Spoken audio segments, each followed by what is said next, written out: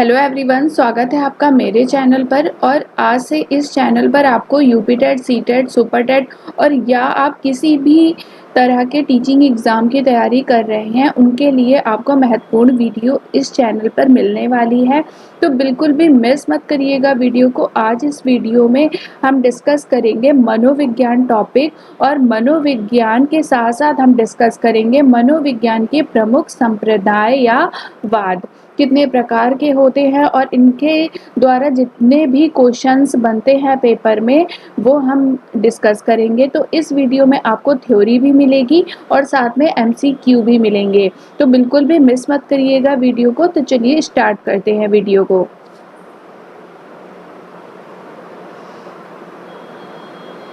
तो टॉपिक है हमारा मनोविज्ञान। मनोविज्ञान यानी कि क्या होता है? साइकोलॉजी। मनोविज्ञान यानी कि साइकोलॉजी। और जो साइकोलॉजी वर्ड है वो क्या है? लैटिन वर्ड है। साइकोलॉजी कैसा वर्ड है? लैटिन वर्ड है। कई बार हम एग्ज़ाम में देखते हैं कि क्वेश्चन पूछ लेता है साइकोलॉजी किस प्रकार का वर्ड है और ऑप्शंस दिए होते हैं, तो वहाँ पे आपको करेक्ट आंसर करना है लैटिन वर्ड है। ठीक है, तो यहाँ से हम डिस्कस करना चालू करते हैं मनोविज्ञान यानी कि साइकोलॉजी। और साइकोलॉजी कैसे बनी? तो 16th सेंचुरी में फिलॉसफी यानी कि दर्शन शास्त्र से अलग होकर मनोविज्ञान यानी कि साइकोलॉजी बनी है। फिलॉसफी से अलग होकर ही साइकोलॉजी बनी है। कब बनी है? 16th सेंचुरी में। जब ये बनी तो इसके बाद इसके अर्थ निकाला गया इसका, जो कि आया साइकी प्लस लोगोस। साइकोलॉजी जो वर्ड है वो दो शब्दों से मिलकर बना है, साइकी प्लस लोगोस। साइकी का अर्थ है आत्मा या मन और लोगोस का अर्थ है अध्ययन। मतलब कि आत्मा या मन का अध्ययन ही साइकोलॉजी कहलाता है। ये कब कहा गया? 16th सेंचुरी में, क्योंकि उसी टाइम बनी थी मनोविज्ञान और उसी टाइम जब इसके वर्ड का मतलब निकाला गया तो आया आत्मा या मन का अध्ययन ही साइकोलॉजी कहलाता है। अब हम कुछ फैक्ट देखते हैं। मनोविज्ञान शब्द का प्रयोग सर्वप्रथम रुडोल्फ गोल्काई ने मनोविज्ञान शब्द का प्रयोग सर्वप्रथम रुडोल्फ गोल्काई ने किया था। कब किया था? 1590 में। और कहाँ पर किया था? अपनी पुस्तक साइकोलिजिया में किया था। अब जैसे क्वेश्चन पूछ सकता है कि मनोविज्ञान शब्द का सर्वप्रथम प्रयोग किसने किया, तो राइट आंसर होगा रुडोल्फ गोल्काई ने। रुडोल्फ गोल्काई ने मनोविज्ञान शब्द का प्रयोग सर्वप्रथम कब किया? तो 1590 में। और तीसरा क्वेश्चन ये पूछ सकता है कि रुडोल्फ गोल्काई ने मनोविज्ञान शब्द का प्रयोग सर्वप्रथम कहाँ पर किया, तो आएगा अपनी पुस्तक साइकोलिजिया में मनोविज्ञान शब्द का प्रयोग रुडोल्फ गोल्काई ने किया। ठीक है, अब हम ये देख लेते हैं कि मनोविज्ञान जो है उसको किस किस सेंचुरी में क्या क्या कहकर बुलाया गया। तो सबसे पहले 16th सेंचुरी में मनोविज्ञान को आत्मा का अध्ययन कहा गया। ठीक है, अभी इससे पहले वाली स्लाइड में मैंने बताया था 16th सेंचुरी में इसे आत्मा का अध्ययन कहा गया। और किसने कहा? प्लेटो, डेकार्टे तथा अरस्तू ने। अब बात करते हैं 17th सेंचुरी में। तो 17th सेंचुरी में मनोविज्ञान को मन का अध्ययन कहा गया। और किसने कहा? पोम्पोनोजी ने। इसके बाद आई 19th सेंचुरी, मतलब कि 18th सेंचुरी में भी इसे मन का अध्ययन ही कहा गया। 19th सेंचुरी में इसे चेतना का विज्ञान मनोविज्ञान कहा गया। और किसने कहा? विल्हेम वुंट ने कहा। इसके बाद 20th सेंचुरी में इसे व्यवहार का अध्ययन कहा गया, और जो कि किसने कहा? वॉटसन ने। और व्यवहार का अध्ययन आज भी प्रचलित है, आज भी मनोविज्ञान को व्यवहार का अध्ययन ही कहा जाता है। अब देखते हैं मनोविज्ञान की पहली प्रयोगशाला विल्हेम वुंट ने 1879 में जर्मनी के लिप्जिग में खोली। ठीक है, तो ऐसे पूछ सकता है क्वेश्चन में कि मनोविज्ञान की पहली प्रयोगशाला किसने खोली थी, तो आंसर हो जाएगा विल्हेम वुंट ने। कहाँ? जर्मनी में। और किस सन में? 1879 में। लेकिन अगर यही क्वेश्चन वो ये पूछ ले कि भारत में मनोविज्ञान की पहली प्रयोगशाला किसने खोली, कहाँ खोली, तो भारत में मनोविज्ञान की पहली प्रयोगशाला 1916 में कलकत्ता में एन सेन गुप्ता ने खोली। और ये जो एन सेन गुप्ता है ये हार्वर्ड यूनिवर्सिटी से ग्रेजुएट थे। इम्पोर्टेंट कोट देख लेते हैं। जॉन लॉक का एक कोट है, mind of a child is a tabula rasa. Tabula rasa का मतलब यहाँ पर है कोरा कागज। जो बच्चे का एक दिमाग होता है वो कोरे कागज के समान होता है। ये किसने कहा था? जॉन लॉक ने। ये बहुत फेमस कोट है और कई बार क्वेश्चन में ऐसे डायरेक्ट क्वेश्चन पूछ लेता है कि mind of a child is a tabula rasa किसने कहा है? तो जॉन लॉक ने। और कई बार ये भी क्वेश्चन पूछा गया है कि इस कोट में तबुला रासा का क्या मतलब है? तो उसमें आएगा कोरा कागज। सेकेंड है वुडवर्थ की है, first psychology lost its soul, then its mind, then lost its consciousness and now some sort of behaviour. ये हमारे मनोविज्ञान की सेंचुरीज के बारे में बोला गया है। पहले साइकोलॉजी ने अपनी आत्मा खोई, फिर अपना मन खोया, उसके बाद अपनी चेतना खोई, अब थोड़ा बहुत उसमें क्या बचा है? व्यवहार बचा है। तो सबसे पहले मनोविज्ञान को आत्मा का विज्ञान कहा गया, उसके बाद मन का, उसके बाद चेतना का विज्ञान, और उसके बाद थोड़ा बहुत जो बचा है वो क्या बचा है? व्यवहार का विज्ञान। ये किसने कहा है? वुडवर्थ ने कहा है। अब यहाँ नया टॉपिक आता है जो कि है मनोविज्ञान के संप्रदाय, स्कूल ऑफ साइकोलॉजी। ये बहुत बहुत इम्पॉर्टेंट है। इसमें डायरेक्ट क्वेश्चन पूछ लेता है कि जो मनोविज्ञान के संप्रदाय संरचनावाद हैं उनके फादर कौन है, या प्रकार्यवाद के फादर कौन है। इस तरह के क्वेश्चन इसमें पूछे जाते हैं। तो पहले तो ये देखते हैं कि मनोविज्ञान के संप्रदाय कितने प्रकार के होते हैं। तो होता है संरचनावाद, प्रकार्यवाद, मनोविश्लेषणवाद, व्यवहारवाद, गेस्टाल्टवाद, रचनावाद एंड संज्ञानवाद। ये क्या है? मनोविज्ञान के संप्रदाय हैं। अब इनको डिटेल में देख लेते हैं। संरचनावाद। संरचनावाद के जो फादर है वो है वुंट। संरचनावाद के फादर वुंट है। और ये क्या बात करते हैं? ये बात करते हैं अंतःदर्शन की, और यह सबसे ओल्डेस्ट मेथड है। संरचनावाद किसकी बात करता है? अंतःदर्शन की बात करता है। और इसके फादर कौन है? इसके फादर है वुंट। सेकेंड है प्रकार्यवाद। प्रकार्यवाद के फादर है विलियम जेम्स। नेक्स्ट है मनोविश्लेषणवाद। मनोविश्लेषणवाद के फादर है सिगमंड फ्रायड। और मनोविश्लेषणवाद जो है बाल केंद्रित शिक्षा की अवधारणा दी है। किसने? मनोविश्लेषणवाद ने बाल केंद्रित शिक्षा की अवधारणा दी है। जैसे आपसे क्वेश्चन पूछ सकता है किस मनोविज्ञान के संप्रदाय ने बाल केंद्रित शिक्षा की अवधारणा दी है? तो करेक्ट आंसर हो जाएगा मनोविश्लेषणवाद। ठीक है। आगे है व्यवहारवाद। व्यवहारवाद के फादर है वॉटसन। व्यवहारवाद के फादर हैं वॉटसन। जैसे कि आगे ही बताया गया था, व्यवहार का अध्ययन मनोविज्ञान किसने कहा था? वॉटसन ने। तो उसी प्रकार से व्यवहारवाद के फादर भी कौन हो जाएंगे? वॉटसन। और जो व्यवहारवाद है वो बात करता है व्यवहार के अध्ययन पर। पूरा फोकस इनका किस पर है? व्यवहार के अध्ययन पर। अब आता है गेस्टाल्टवाद। गेस्टाल्टवाद के फादर है मैक्स वर्दी मीर। ठीक है। इसमें सडन सॉल्यूशन की बात करते हैं। सडन सॉल्यूशन मतलब कि अचानक से सॉल्यूशन आ जाना। जैसे हम कुछ सोचते हैं और सोचते सोचते अचानक से हमें आइडिया आता है तो बोलते अरे अरे आइडिया आ गया। तो इस तरह का जो सडन चीज़ होती है, अचानक से जो सॉल्यूशन मिलता है, वो क्या होता है? गेस्टाल्टवाद में आता है। इसको यूरेका मूवमेंट भी बोला जाता है और आहा मूवमेंट भी बोला जाता है। अचानक से सॉल्यूशन मिलना। और गेस्टाल्टवाद से कोहलर भी जुड़े हुए हैं, कर्ट लेविन भी जुड़े हुए हैं और कोफका भी जुड़े हुए हैं। अब आगे आती है रचनावाद की बात। रचनावाद के फादर हैं पियाजे, वाइगोत्स्की और ब्रूनर। ठीक है।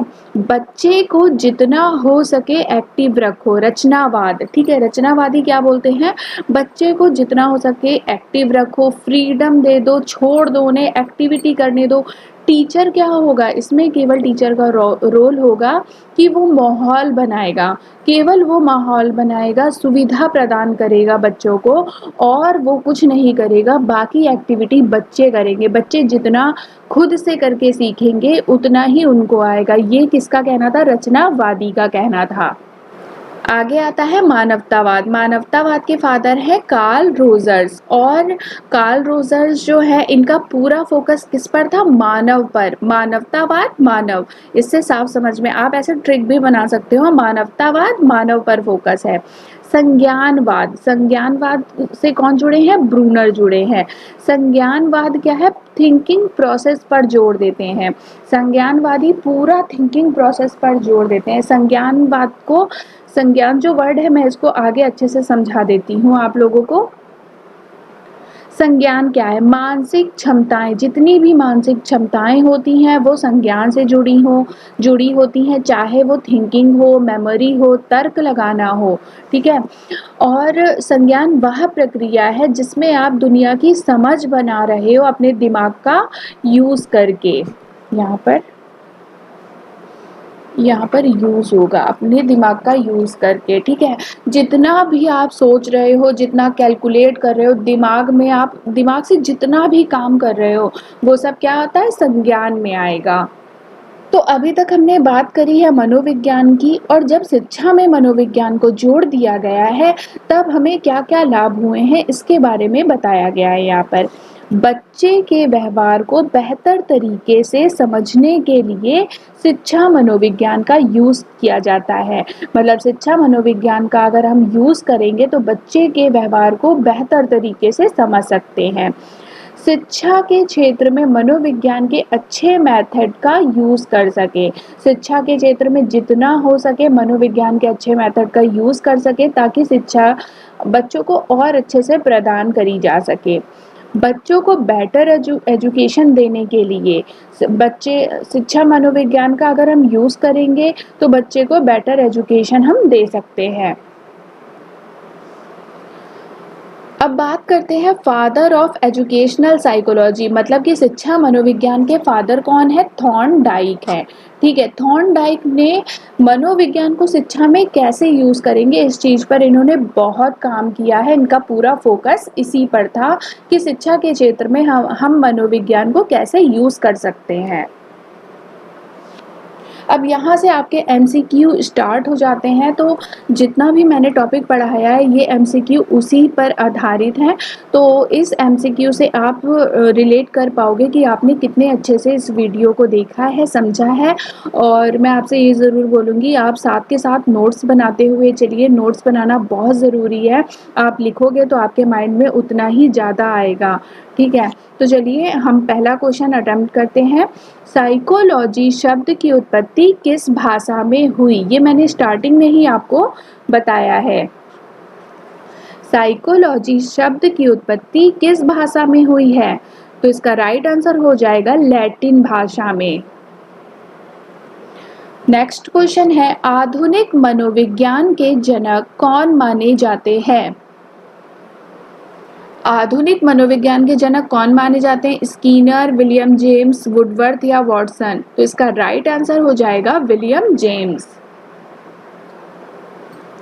मनोविज्ञान को आत्मा का विज्ञान किसने कहा है। अगर आपने ये वीडियो अच्छे से देखा होगा तो आपको तुरंत आंसर पता चल गया होगा कि आत्मा का विज्ञान किसने कहा है, अरस्तू ने कहा है, ठीक है। और आत्मा का विज्ञान किस सेंचुरी में कहा गया था, तो 16th सेंचुरी में कहा गया था।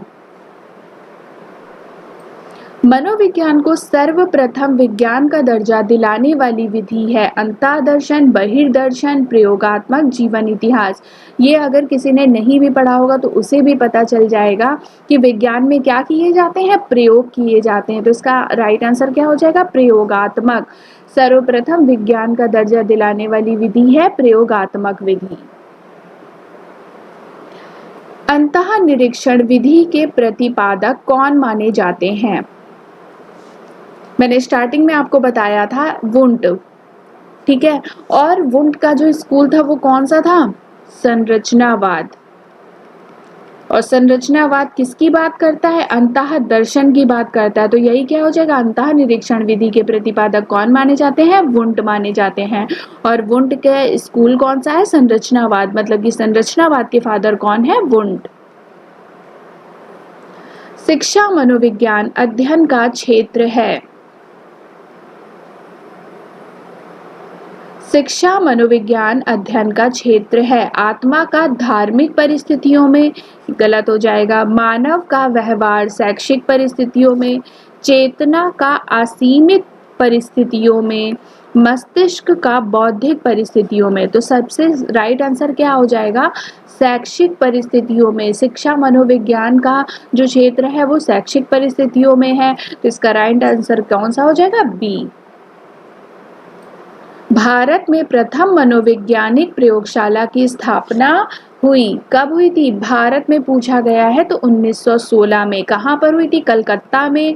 और किसने की थी? NN सेन गुप्ता ने।